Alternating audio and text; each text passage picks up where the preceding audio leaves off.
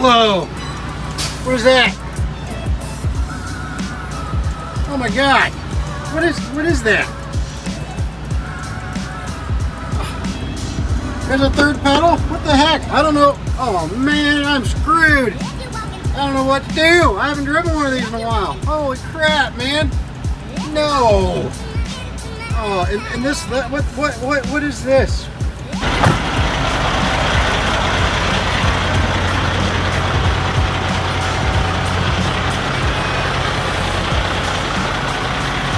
Yes, I'm in the Lone Star now. It's actually, I've been in and out for a couple of weeks.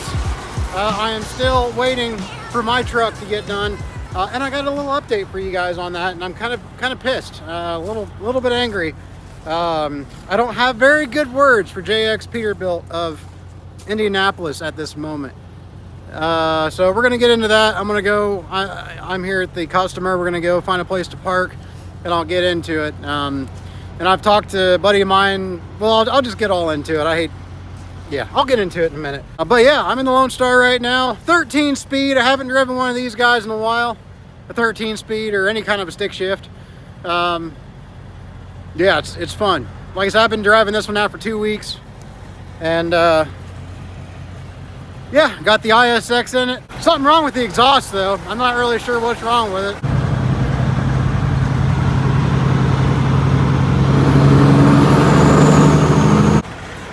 But yeah, anyway.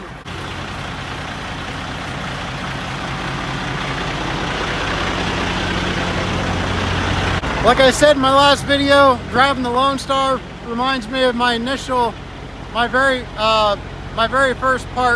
first introduction to being an owner-operator. All right, let's get on the road and go find a place to park.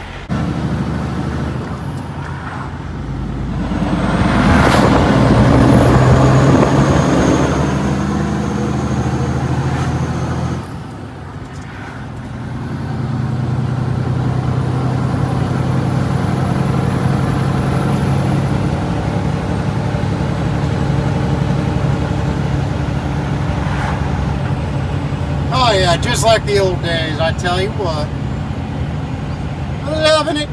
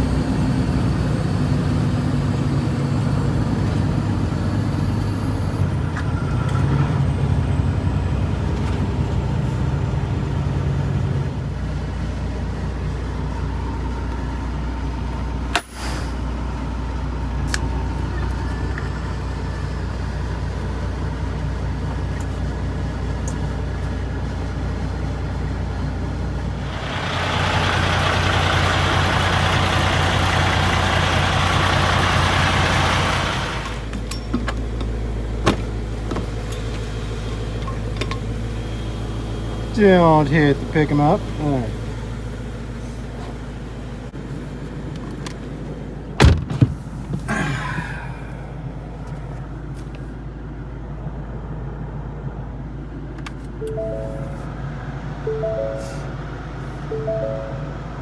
All right, well, as you can tell, we are in the Mustang right now. I'm going to go, I know the last thing I talked about was I was going to tell you what was going on with the truck, and I still am.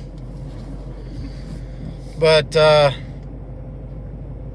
got to make an appearance at the dealership.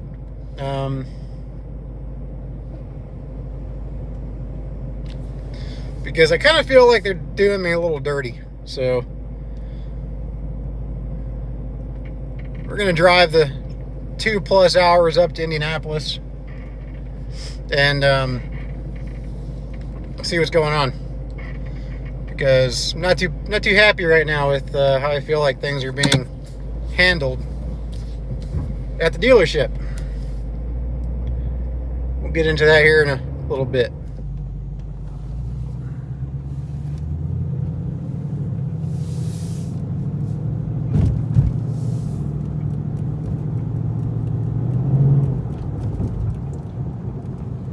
Figured the car needed a good little road trip in her too, so figured we'd take this thing.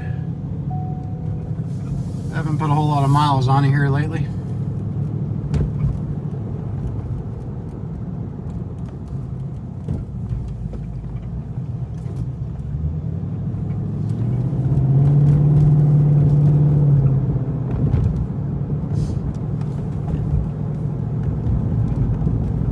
Gloomy day today, that's for sure. Gloomy day. I know my seatbelt's not on, hush. So many tattletales in cars and trucks these days, I tell you what, man.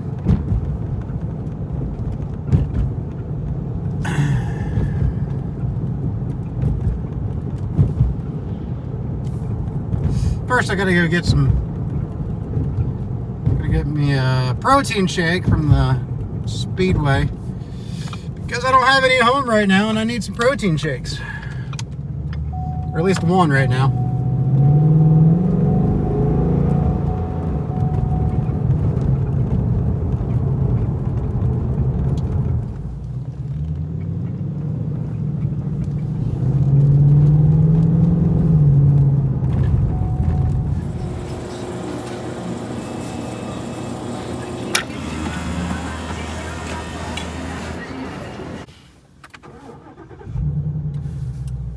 All right, got my coffee right here and my protein shake. We are ready for this little road trip in the Mustang, I guess.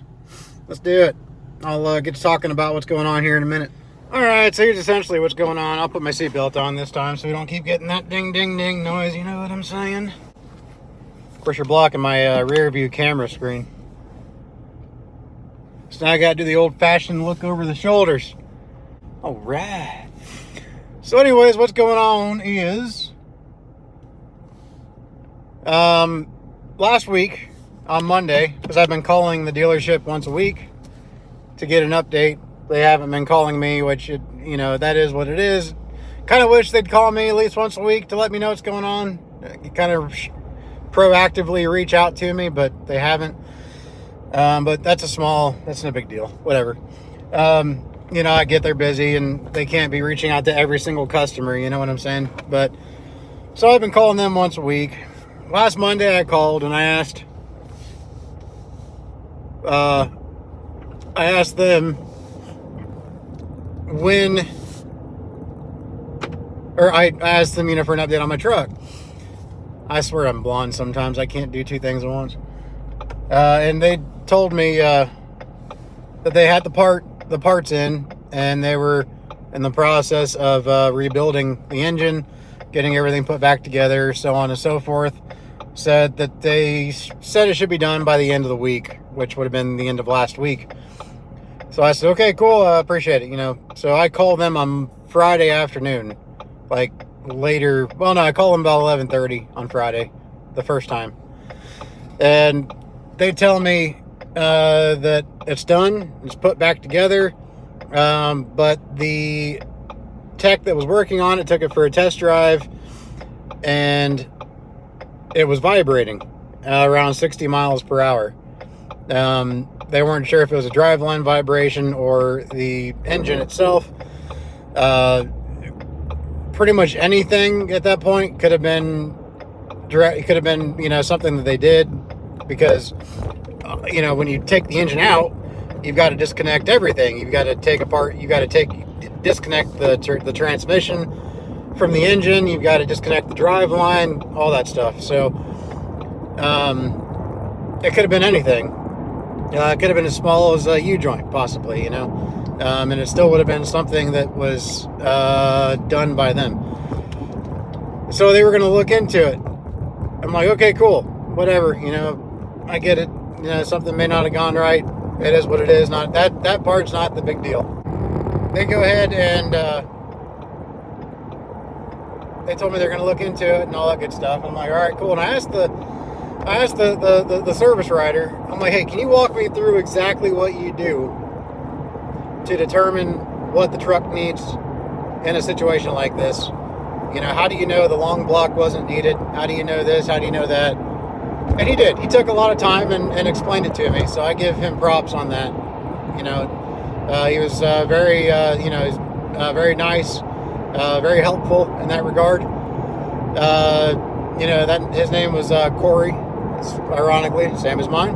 His name was Corey there at the JX dealer, and he was very, very helpful in that regard. And I asked him, and I said, I'm not trying to sound like like an asshole, but now that my truck is no longer occupying a bay in your shop, you know, which, you know, is what they admitted to me before. They wanted to get it out of the shop so they can make space. So that's why they were going to get it done ASAP.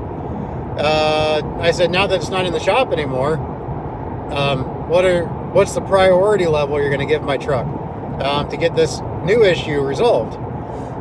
Being that, you know, most likely it's an issue that they probably caused to some degree or another. You know, I mean, they had the entire thing taken apart. They had the engine taken apart. They had the, you know, they had the transmission disconnected. They had the clutch taken out. They had everything that could possibly make this vibration taken apart.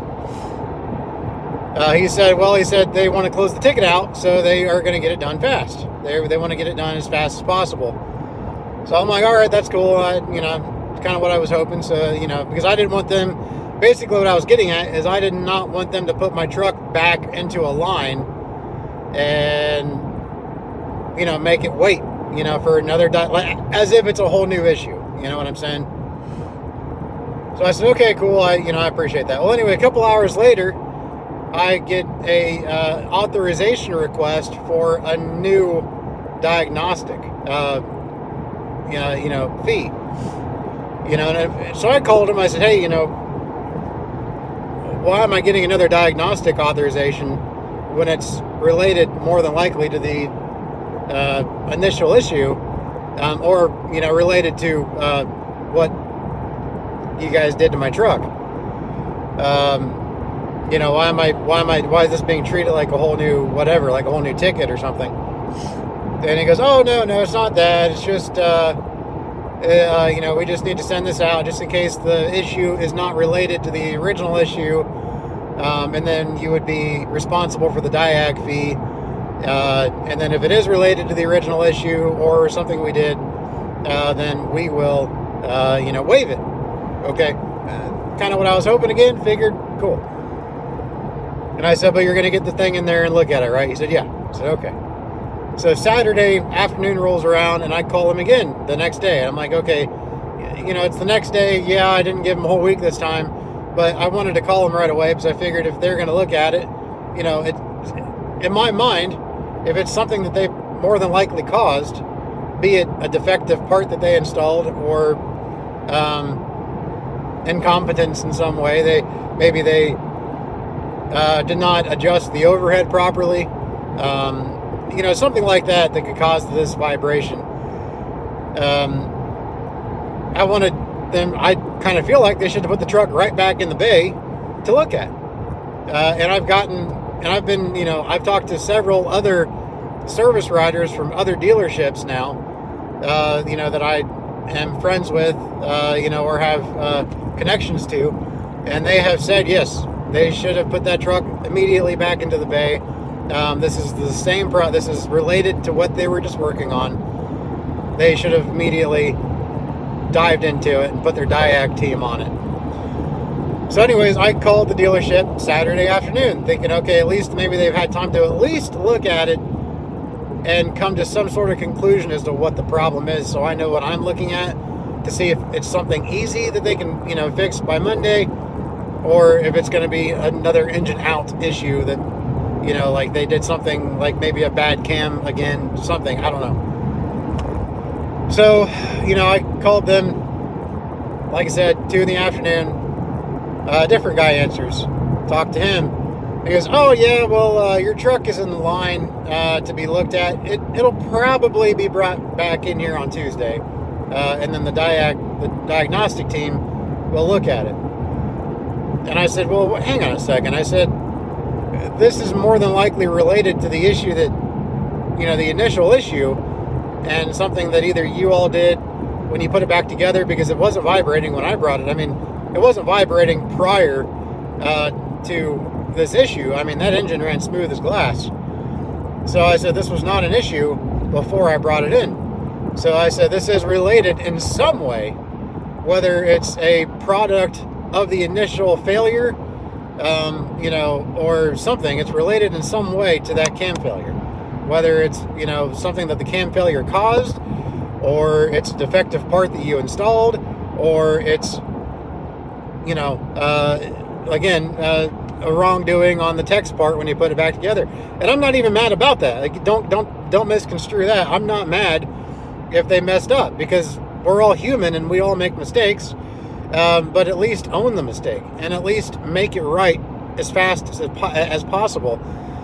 Because I'm paying, I said in my last video, I'm not going to divulge what I'm paying over here, because I don't want anybody to throw shade at my employer, my carrier, saying, oh, that's too much money or whatever, because it's really not. But somebody's going to have a remark about it, But I'm paying a pretty penny.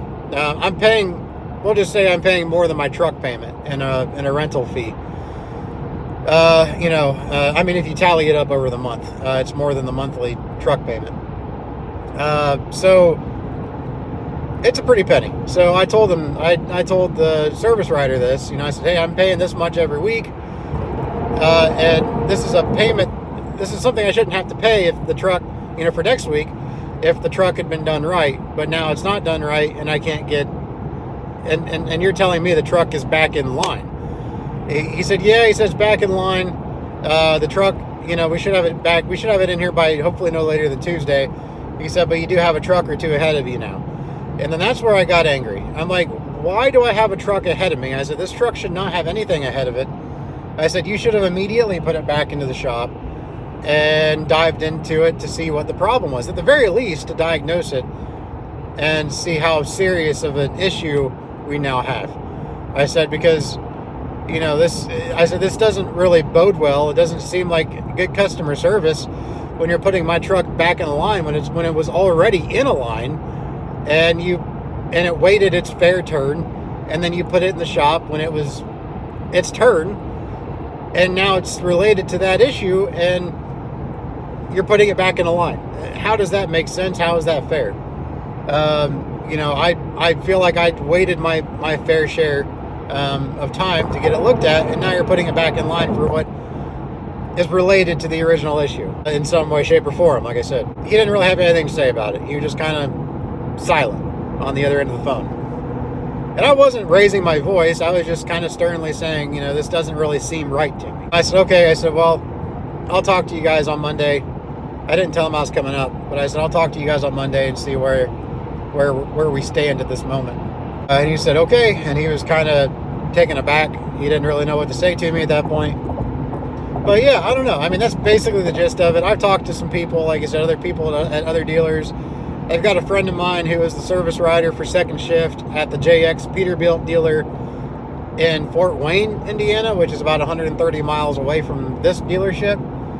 And I was talking to him about it while he was at work, and he was standing right next to his manager, and relaying what I was talking about to his manager, and his manager 100% agreed that they should not have put my truck back in line. This truck should have been immediately dived into and diagnosed to find out what the problem was, since this happened under their watch. He said if I towed my truck up to them, they'd put it right in the bay. They would charge the Indianapolis JX Peterbilt for whatever was messed up. And it's something that's crossed my mind, but I'm not going to jump to that yet because I don't want another tow bill for one. But if I have to, I have to. But I want to go up to the shop, to the dealer, and see where we stand, see what the situation looks like, and then I'll make a decision from there. But also too, I want to know what the truck is doing. I don't like being left in the dark. I don't like knowing what it's not, or I don't like not knowing what it's doing. Like, they haven't informed me as to any of the details, even when I've asked for them. They're very vague on the details, and I don't like that. I don't like that one bit. You know, I don't know what the frequency of the vibration is. You know, if it's fast or if it's slow, if it's every other revolution of the engine, if it's every revolution of the engine. I just don't know. Oh, shoot. Speaking of which, I forgot. Dang it. Oh, man. A friend of mine gave me a infrared thermometer to point at the exhaust manifold to see if there is a colder exhaust manifold or exhaust outlet, you know, which would indicate a faulty injector in some way, you know, whether it's because whether the overhead wasn't done right and it's not firing off the injector properly or whatever. But yeah, I forgot that in my pickup truck. That's a waste. But anyway, we're still going to go up here, and I'm going to at least talk to him and see what's going on. But I'll keep you guys informed, see what's up.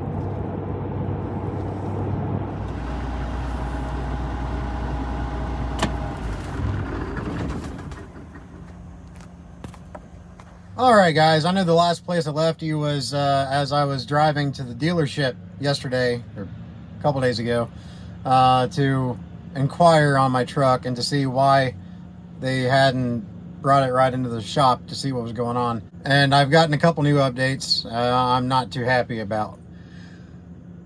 And this is basically just, I guess I'm just making this video to kind of document my experience with this dealership, and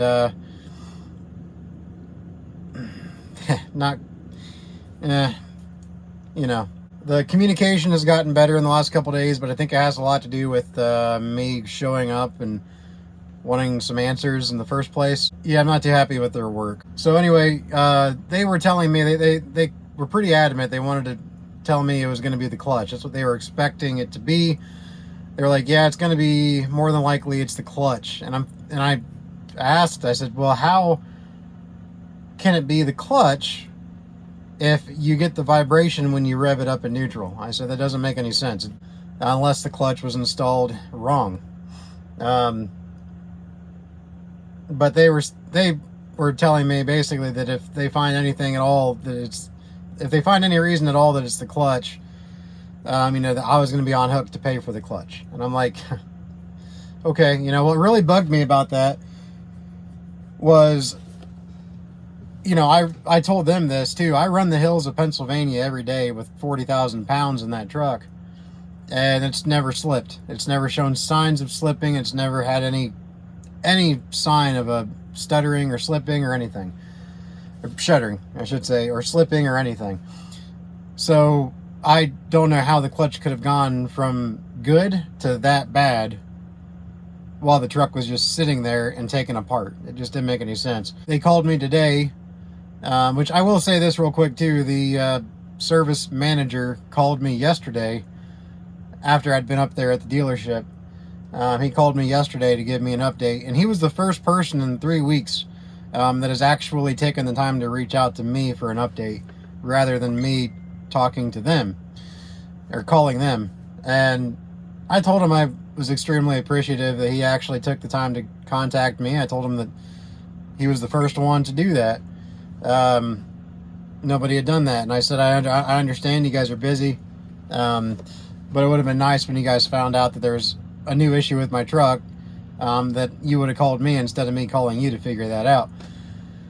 So anyway, you know, he understood. He said he's been the new service manager there for a couple of weeks, and he knows there's a lot of that going on A lot of those kind of complaints going on with the communication, and he's been trying to make it better. So that's good on him. I do appreciate that.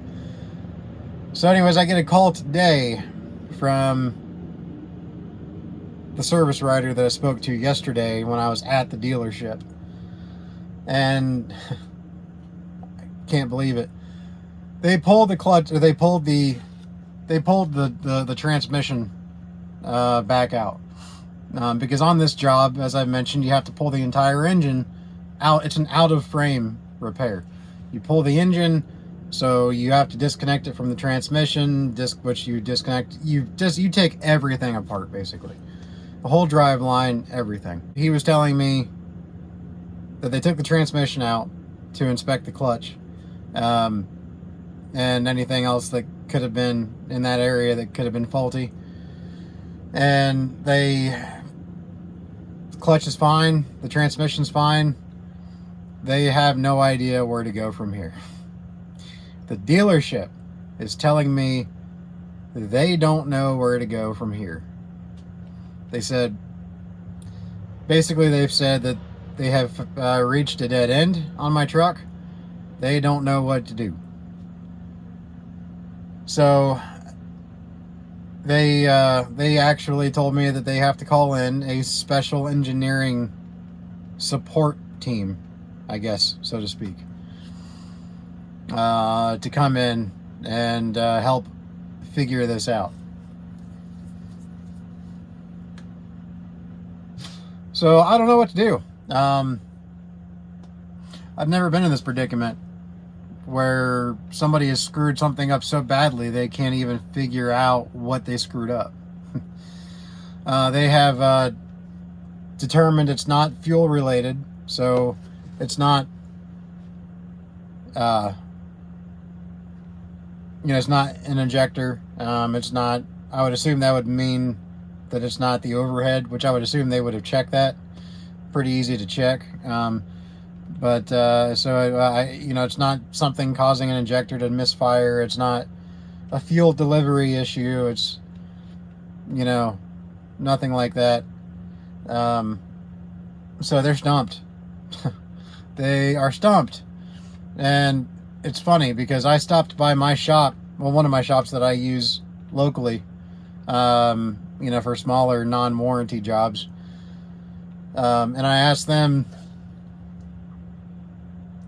what they would recommend I maybe ask about, that they check, that could cause this.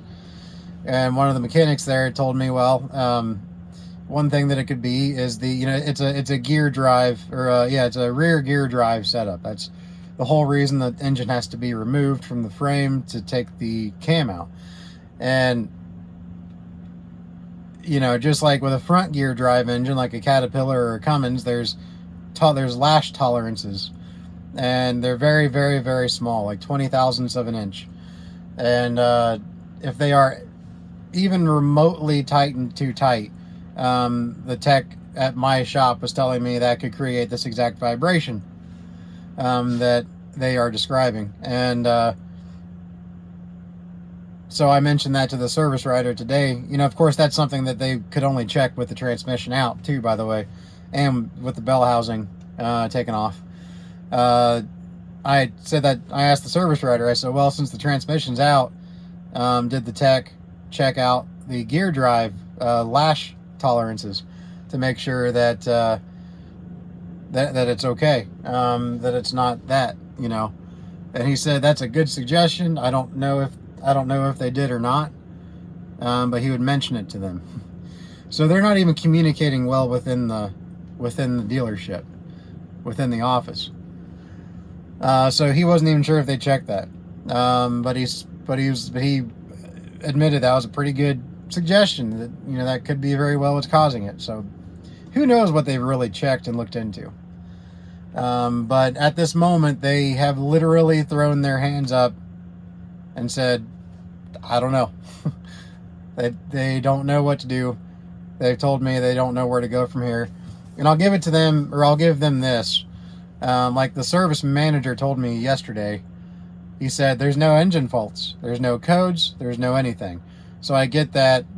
So there's nothing, there's no direction that the computer is leading them to believe, or is leading them. Oh man, I can't even word that right. There's no direction that the computer has led them in, basically, because it's not sending the truck any codes. It's not. There's no codes to go by. There's no engine light, in other words. And the service manager said that they did swap the engine computer with a known good engine computer to make sure that mine wasn't bad. And it's not.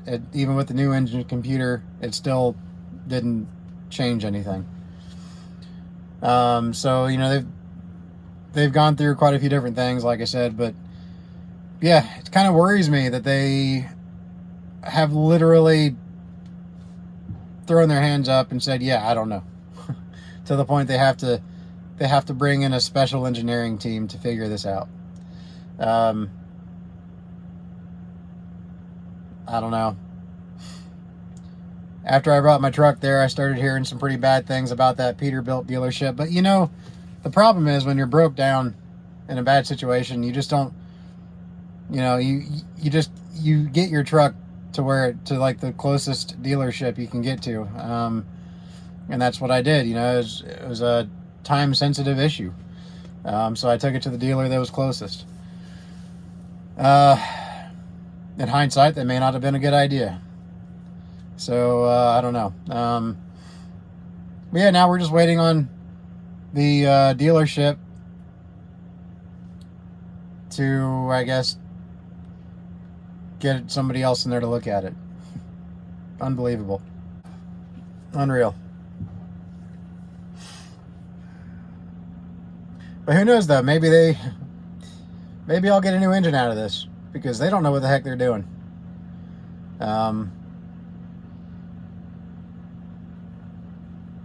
I don't know, but we'll see, I guess. So, yeah, that's the update.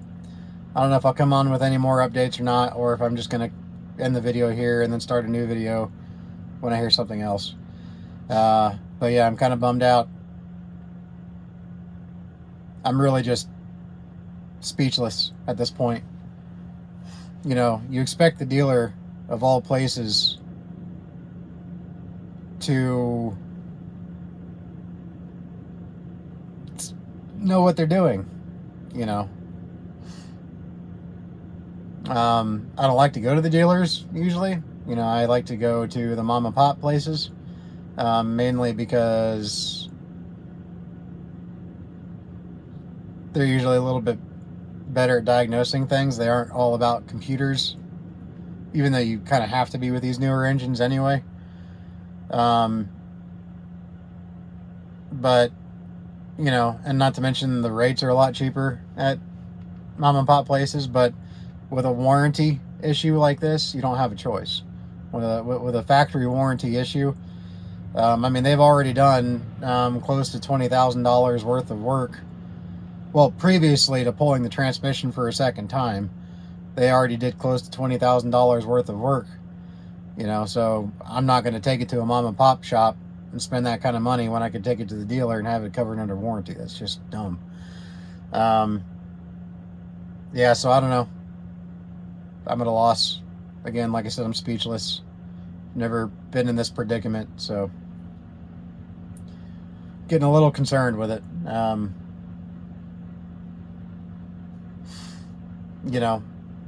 What sucks is it doesn't matter.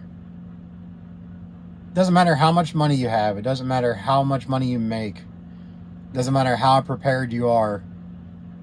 When the dealership that's working on your equipment doesn't know how to fix something, there's no amount of money you can throw at it at that point. You're just at the mercy of them figuring something out. And I don't like that. I don't like that at all.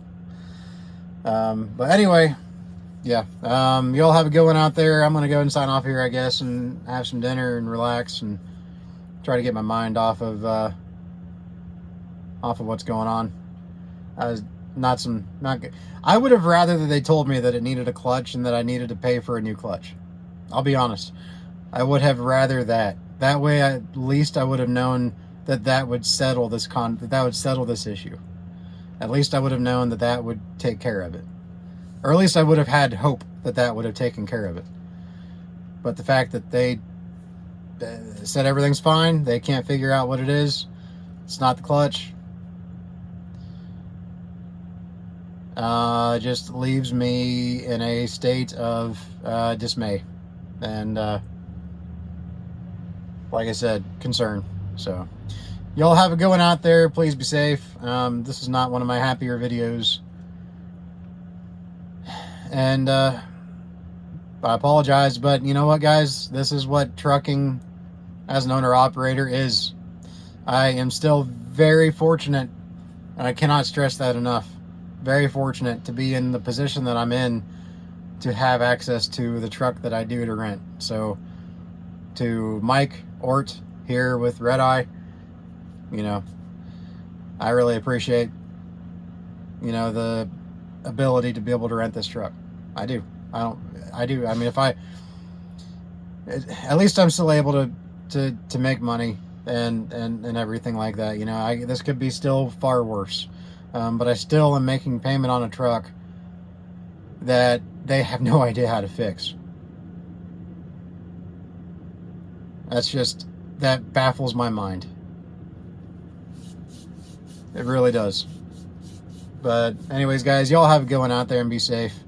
And we will talk to you guys all in the next video, where hopefully I will have a more positive update. At least something that can give me a little bit of hope. We will see y'all later, guys. Bye.